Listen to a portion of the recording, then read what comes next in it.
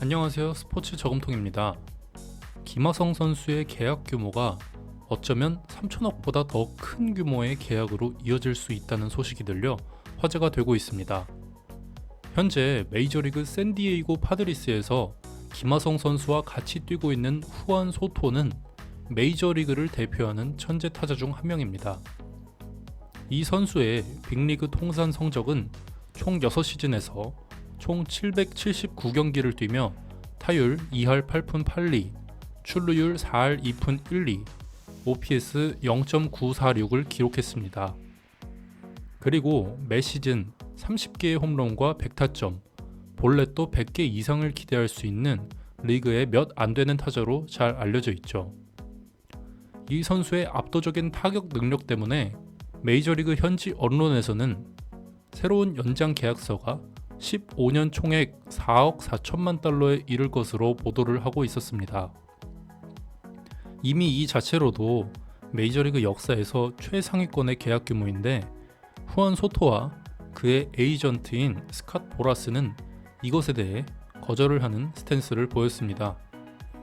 연평균 3천만 달러, 우리 돈으로 약 400억에 이르는 수준인데 미래의 인플레이션을 고려하면 턱없이 낮다는 게 이들의 생각이어서 이들은 이번 계약을 거절할 것으로 보입니다.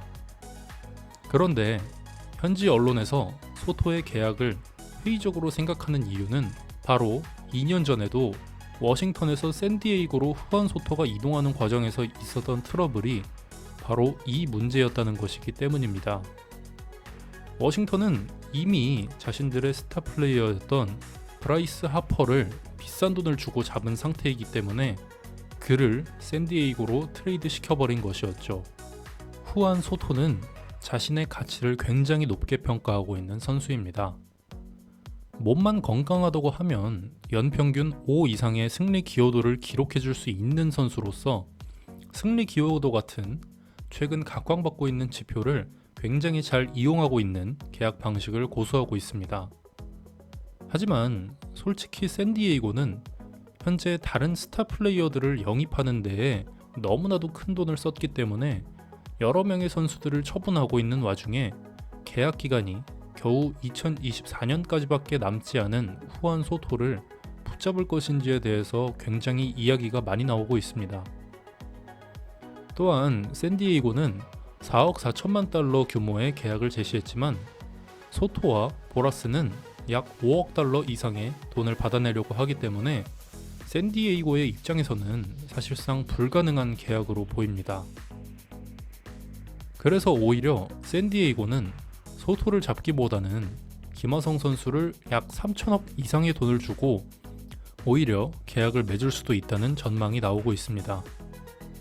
제가 앞선 영상에서 말씀드렸듯 김하성 선수는 승리 기여도 연평균 5 이상을 내줄 수 있는 선수로서 현재 계약 시세에 따라 아무리 낮춰 부른다고 해도 연평균 3천만 달러, 우리 돈 약 400억을 줘야지 계약을 맺을 수 있는 선수로 현재 평가가 올라간 상태입니다.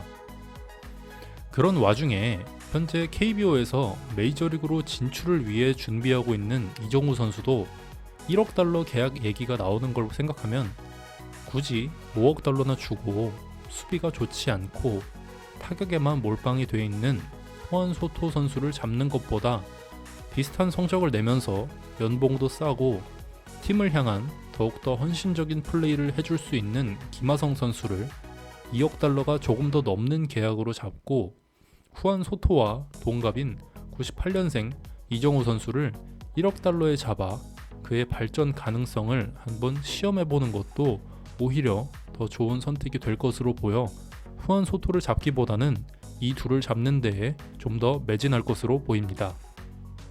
이정우 선수는 스카우팅 리포트에서 이미 70점 이상의 타격 능력을 인정받은 메이저리그에서도 상위급 유망주이기 때문에 아직 증명한 게 없어서 오히려 더 도박수가 될 수 있긴 하지만 복권을 한번 긁어보는 것도 샌디에이고 입장에서는 미래를 위한 아주 좋은 준비가 될 수 있을 것으로 보입니다.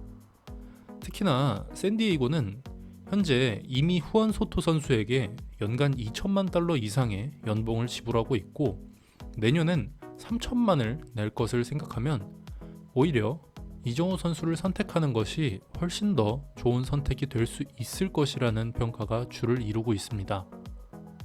샌디에이고는 특히 예전 박지성 선수가 뛰었던 퀸즈파크 레인저스와 비슷하게 이름값이 있는 선수들을 많이 모았지만 1조에 가까운 돈을 들여 결국 포스트 시즌에도 진출하지 못했다는 걸 생각하면 이제는 겨우 이름값만 존재하는 나이든 선수들이 아닌 유망주들로 팀을 꾸려나갈 준비를 해야 될 것으로 보입니다.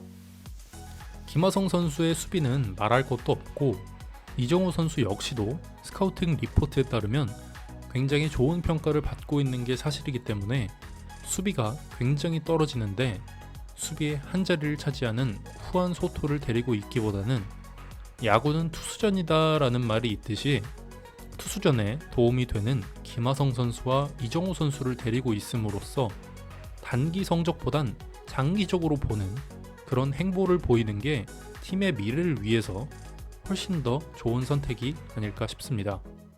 물론 후안 소토라는 선수는 타격에서 영향이 엄청나게 큰 선수인 것은 맞습니다. 하지만 야구에서 어느 팀을 보건 수비가 좋은 팀은 더욱더 높은 곳을 바라볼 수 있습니다. 타격이 리그에서 최고급이라 하더라도 투수와 수비가 매우 좋지 않다면 그 팀은 더욱 높은 곳을 바라볼 수 없습니다. 축구에서도 수비가 안정되면 무승부라도 노려볼 수 있듯이 샌디에이고 입장에서도 김하성 선수를 2억 달러보다 조금 더 높은 값의 재계약을 맺고 이정우 선수는 1억 달러 정도의 계약을 맺는다면 훨씬 더 좋은 앞으로의 상황이 되지 않을까 싶습니다. 그리고 어느 정도 이정우 선수는 더욱더 발전할 수 있을 것으로 생각이 되는 게 메이저리그 스카우터들은 자신들이 관찰하던 선수의 자신의 피지컬 발전 가능성에 대해서도 상세하게 기록을 하는 편입니다. 그런 것을 생각해 봤을 때 이정우 선수는 동기간 때 메이저리그로 진출하는 그 어떤 아시아 선수들보다 피지컬 발전 가능성에 대해서 굉장히 좋은 평가를 받았기 때문에 공수 모두를 겸비했다고 평가받는 이정우 선수라면 앞으로의 발전 가능성을 지켜보는 것도 굉장히 좋은 선택이 될 듯합니다. 이에 대한 여러분의 생각은 어떠신가요? 댓글로 남겨주세요. 영상이 좋으셨다면 구독과 좋아요 부탁드립니다. 감사합니다. 스포츠는 스포츠 저금통